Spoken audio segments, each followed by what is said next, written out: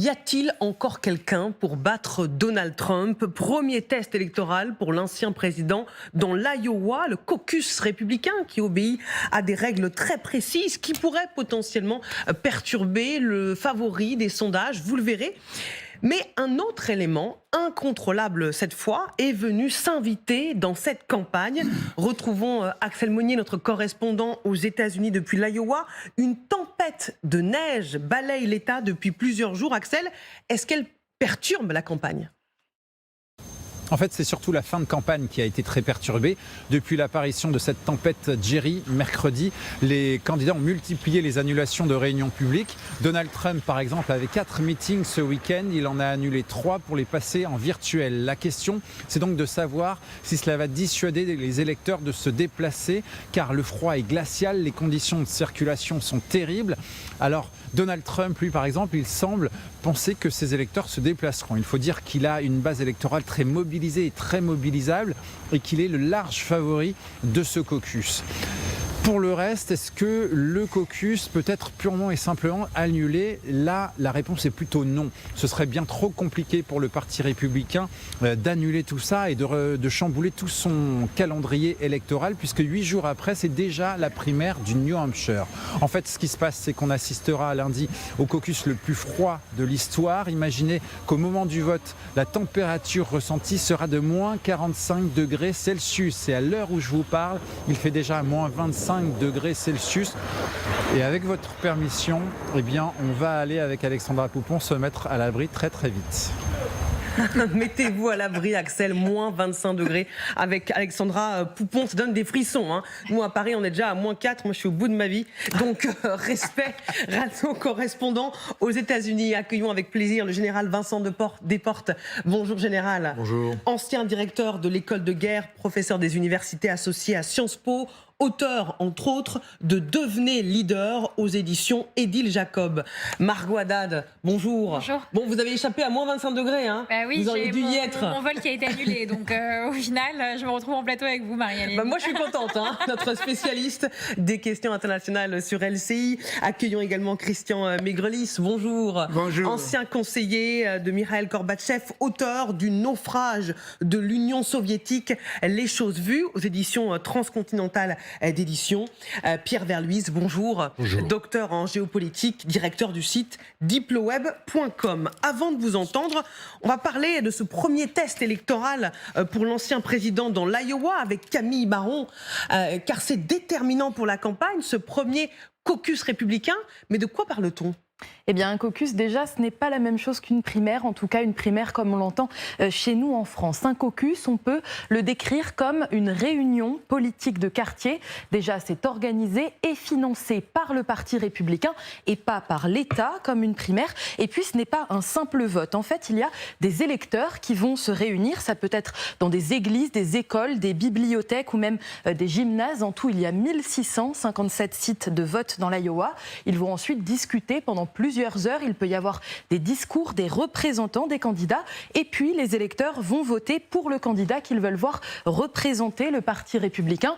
Alors pour voter, vous le voyez en bas, il y a des conditions. Il faut avoir plus de 18 ans au moment de l'élection présidentielle. Ça veut dire par exemple qu'un mineur de 17 ans peut être autorisé à voter pendant le caucus s'il est majeur au moment de l'élection. Il faut aussi être adhérent au Parti républicain et être présent physiquement puisque le vote par correspondance n'est pas autorisé. À partir de là, après ces règles, le fonctionnement du caucus se rapproche de celui des primaires qui ont lieu dans d'autres États. En fait, en fonction du nombre de votes, il va y avoir un certain nombre de délégués qui vont être désignés pour chaque candidat.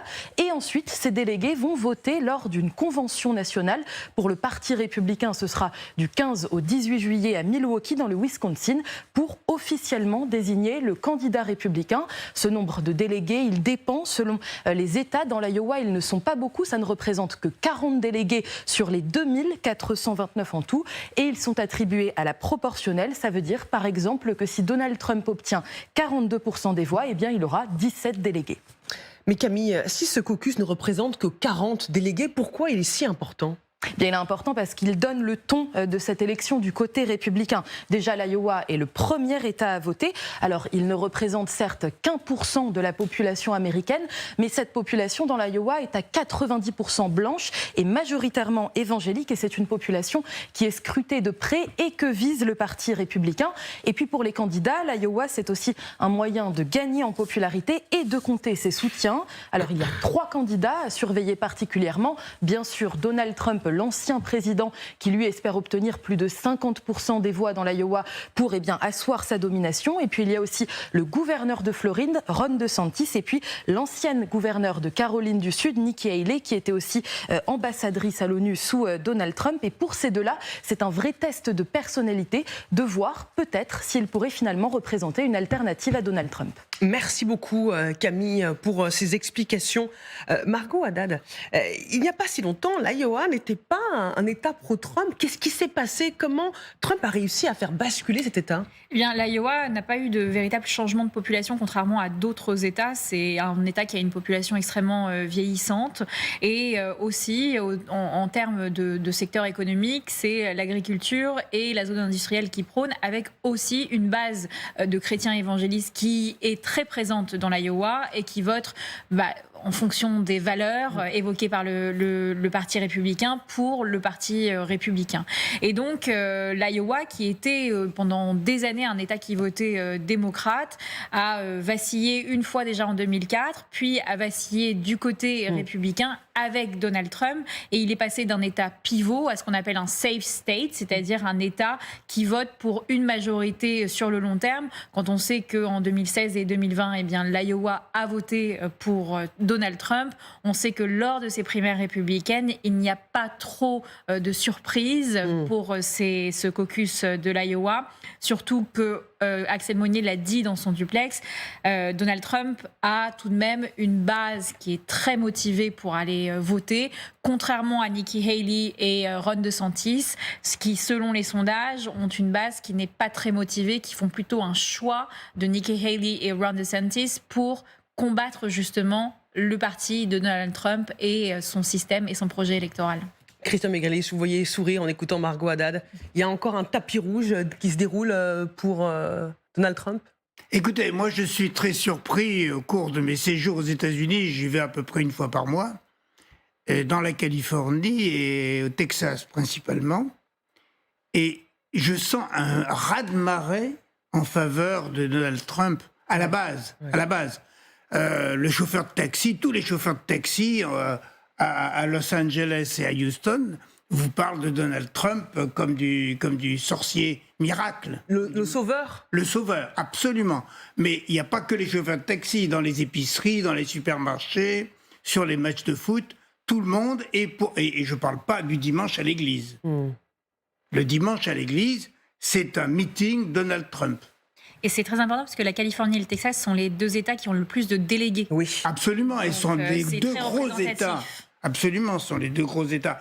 Alors, je ne sais pas comment ça se passe en Caroline du Sud ou en Iowa, où je ne suis jamais allé, mais je sens qu'il y a un courant en faveur de cet homme-là, quel que soit son âge, et en face d'un candidat qui n'attire absolument pas la passion. Oui, Donald Trump qui a tiré à boulet rouge contre Joe Biden et qui a promis d'être le seul rempart contre une 3e guerre mondiale potentielle. Écoutons.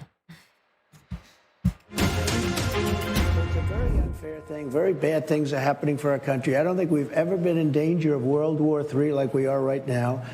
And I always say, and I say it in every speech, I will prevent World War III. I know all these people. I know... Je peux éviter une 3e guerre mondiale. Voilà ce qu'il dit, pour ceux qui ne parlent pas couramment anglais. Il y a une 3e guerre mondiale qui se profile. Eh bien, moi, je peux l'éviter. Parole au général Desportes.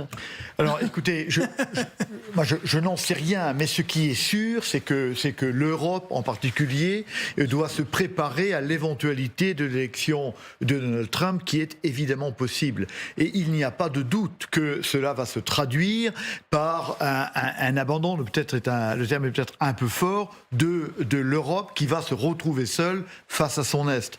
Et que si on se prépare à cette affaire-là le 5 novembre prochain, c'est-à-dire le lendemain de l'élection, élections, il sera beaucoup trop tard.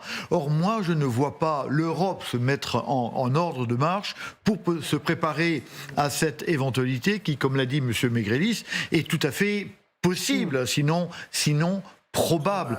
Évitera-t-il une troisième guerre mondiale ? Je n'en sais rien, mais je ne suis pas sûr qu'il soit capable de donner aux États-Unis la mission qui était la sienne depuis des décennies, qui était quand même, malgré sa bellicosité, de réguler le monde, puisque la volonté du président Trump est bien America First, je reviens sur la terre, je protège les États-Unis, quoi qu'il puisse se passer dans le monde. Donc je ne suis pas du tout sûr. D'autant pas quand on voit ces rapports avec la Chine, il a eu l'intelligence de nous réveiller un peu par rapport à la Chine il y a maintenant un peu moins de 8 ans, en disant attention, elle est dangereuse, mais quelles seront ses positions face à la Chine, et si la Chine effectivement cherche à s'emparer de Taïwan, nul ne le sait. Ce qu'on sait, c'est que c'est un candidat qui est imprévisible, et l'imprédictibilité de la politique étrangère américaine est une donnée fondamentale que l'Europe en particulier ne prend pas en compte pour se doter à temps de l'autonomie stratégique, donc de l'autonomie de défense qu'elle doit absolument avoir. Pierre Verluise. Je souscris. Il y a un risque que M. Trump soit candidat puis élu, mais dans un sens, c'est une opportunité. C'est-à-dire qu'on se souvient peut-être qu'à la fin du premier mandat de M. Trump, au moment où M. Biden a été élu, il y a eu ici, en Europe, une espèce de lâche soulagement, en disant « ouf, on est passé à côté ». On était en train de se réveiller, et finalement, on s'est à nouveau affaissé dans une sieste stratégique dont M. Poutine nous a sortis. Et je voudrais souligner que la construction de l'Europe communautaire s'est faite durant la guerre froide, finalement, en partie grâce à la guerre froide, parce qu'on avait tellement la trouille qu'on était obligé de passer au-dessus de nos inimitiés.